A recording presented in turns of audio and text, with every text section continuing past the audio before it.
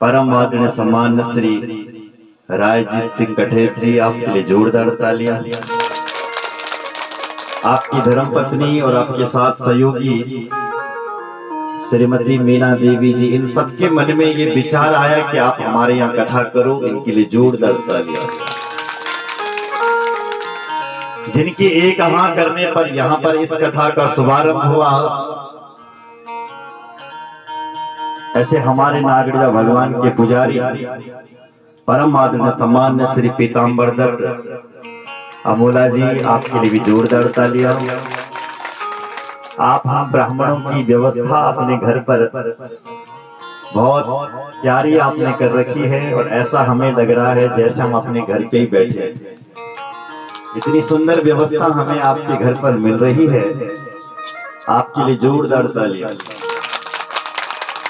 इस कथा को सफल करने में, सफल करवाने में तन मन धन से इस क्षेत्र के पूर्व प्रमुख परम आदरणीय सम्माननीय श्रीमती आनंदी नेगी जी लगातार लगी हुई है अपनी कीर्तन मंडली के साथ। नागरिया भगवान की जो कीर्तन मंडली, इनके लिए भी जोरदार तालियां।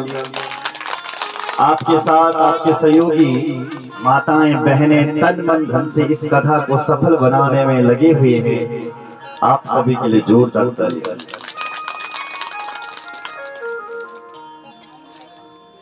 इस कथा में, इस कथा को सुनने के लिए तमाम ग्राम सभाओं से आई हुई हमारी पूज्य माताएं बहनें इस कथा में अपने धन को पवित्र कर रहे हैं, सभी दानदाता, आप सभी के लिए भी जोरदार तालियां।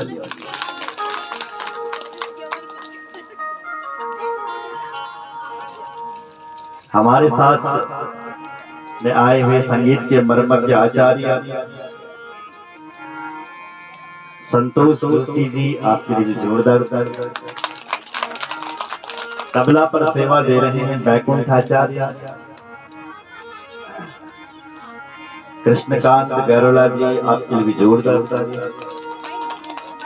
मंडपस्थ आचार्य बैठे हुए हैं रघुनाथ प्रसाद जी, आपके लिए भी जोरदार तालियां। मंडपस्थ बैठे हुए हैं परम आदरणीय कैलाश शास्त्री, आपके लिए भी जोरदार तालियां। हमारे साथ में आई हुई हमारी पूज्य माता, जिनका एक संकल्प है कि जगह जगह कथा करवानी, डोली उपासिका माँ राजराजेश्वरी की डोली उपासक माता श्रीमती धर्म देवी जी, आपके लिए भी जोरदार तालियां। आप सभी का बहुत बहुत धन्यवाद करते हुए आइए हम इस कथा में प्रवेश करते हैं। बोल भक्त वत्सल भगवान की जय।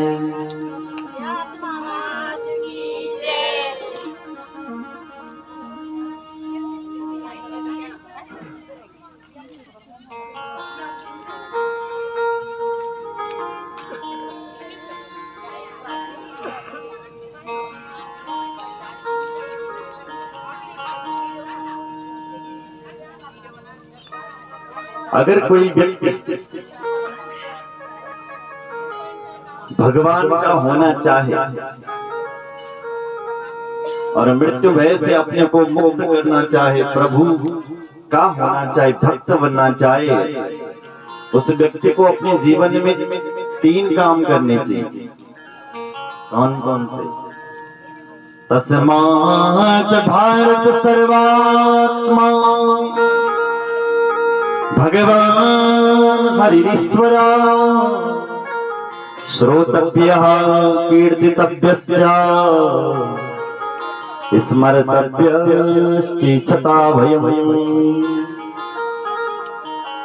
भगवान का होने के लिए सबसे पहले श्रोतव्य,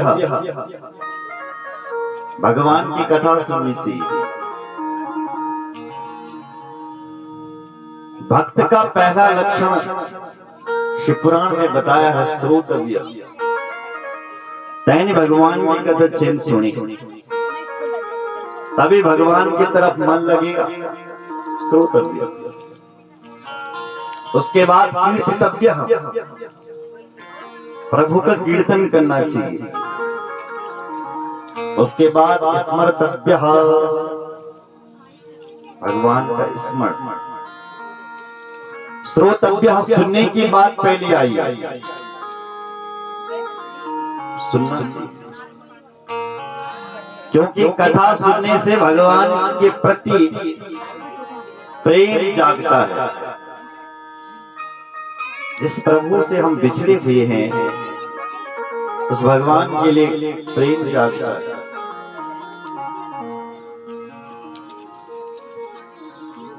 हमारे गोस्वामी जी जब राम कथा क्या लिख रहे थे तो गोस्वामी जी वो राम कथा अपने मन को सुना रहे थे, हाथों से लिख रहे हैं, मन को सुना रहे हैं गोस्वामी। राम कथा लिखते लिखते वो भगवान राम के साथ अहिल्या के पास पहुंच गए, जिस अहिल्या को कोई पूछता तक नहीं था, जिस अहिल्या के पास कोई जाता तक नहीं था, पत्थर की बनी थी अहिल्या, जिस आश्रम एक दीख अतिमाही खग मृग जीव जंतु तहताएं। अहिल्या के आश्रम में खग मृग तक नहीं जाता था। भगवान राम अपने गुरु जी के साथ, विश्वामित्र जी के साथ उस आश्रम में गए, और जब उस आश्रम में एक पत्थर को देखा उन्होंने, तो उस पत्थर को अपने चरणों से छुआ और वो पत्थर एक स्त्री बन गई। वो अहिल्या जो पत्थर बनी थी वो एक स्त्री बनी गई। जैसी स्त्री बनी तो भगवान की स्तुति गाई, गई पतिलोक आनंद भरी, आनंद में भर करके अपने पतिलोक को गई। पर जिन राम जी ने उसको अपने चरणों से छुआ, उन्हें राम जी के आंखों में आंसू आ गए। राम के आंखों में आंसू है।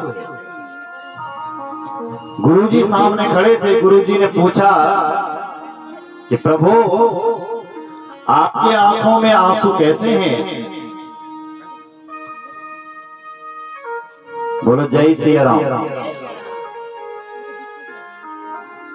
गुरुजी जब भगवान से पूछी कि भगवान जी तुम्हारा आंखों में आंसू कहते होना, तो भगवान बोले राम जी, बोले गुरुदेव हम क्षत्रिय हैं और हमने एक ब्राह्मण की पत्नी को अपने चरणों से छू लिया, इसलिए मेरे आंखों में आंसू आ रहे हैं।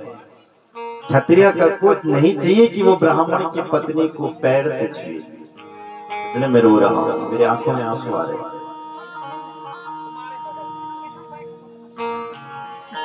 गोस्वामी जी इस कथा को लिख रहे थे। गोस्वामी जी बोले वाह,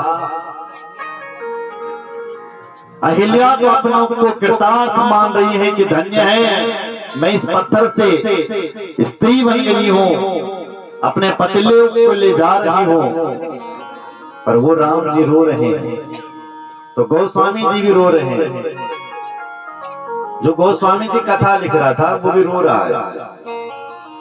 गोस्वामी जी कहते हैं यहाँ पर, दुनिया वालों ध्यान से सुनो, दुनिया का व्यक्ति यदि कोई असंभव कार्य को यदि कोई संभव करके दिखाता है ना दुनिया वाले, तो लोग अहंकार में तन जाते हैं कि देखो हमारी बदौलत से ये कार्य हुआ, कहां संपन्न होने वाला था, हमने करवाया।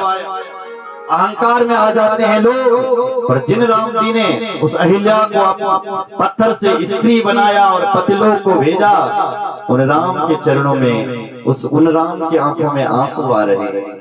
ये राम जैसा दयालु और कौन हो सकता, ये सोच ही रहे थे। तो तुरंत उन्होंने अपने मन को डांटा, अपने मन पर विवेक का हथौड़ा मारा। क्या कहा?